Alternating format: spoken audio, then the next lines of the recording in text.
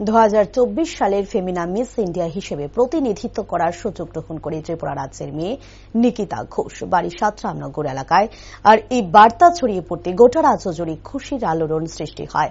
আগামী দিনে ভালো ফলাফলের জন্য রাজ্যপাল ইন্দ্র সেনা রেড্ডি নাল্লু সহ রাজ্যের মুখ্যমন্ত্রী প্রফেসর ডক্টর মানিক সাহা নিকিতা ঘোষকে শুভেচ্ছা জ্ঞাপন করেন এবং পরবর্তী সময়ে বৃহস্পতিবার নিকিতা ঘোষকে নিয়ে এক র্যালির আয়োজন করা হয়। সেখানে ফেমিনা মিস ইন্ডিয়াতে ত্রিপুরা থেকে প্রতিনিধিত্ব করা নিকিতা ঘোষ বলেন, ত্রিপুরাকে প্রতিনিধিত্ব করার সুযোগ পেয়ে খুবই গর্বিত এবং আগামী দিনে 2024 সালের সেমিনার মিস ইন্ডিয়া মুম্বাইতে অনুষ্ঠিত হওয়া এই অনুষ্ঠানে জয়লাভ করার জন্য রাজ্যবাসী যেন আশীর্বাদ এবং ভালোবাসা প্রদান করেন সেই কামনা করেন তিনি।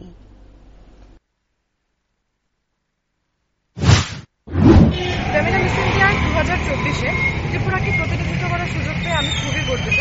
রাজ্যবাসীর কাছে আমার প্রার্থনা থাকবে, আপনারা আপনাদের নিঃশর্ত অভিবাদন এবং আশীর্বাদ দিয়ে আমাকে ফিরিয়ে দেবেন। কোথায় চান্স পেয়েছে? ফেমিনা মিস ইন্ডিয়া 2024 এটার ফিনালে হচ্ছে 16 অক্টোবর মুম্বাইয়ে।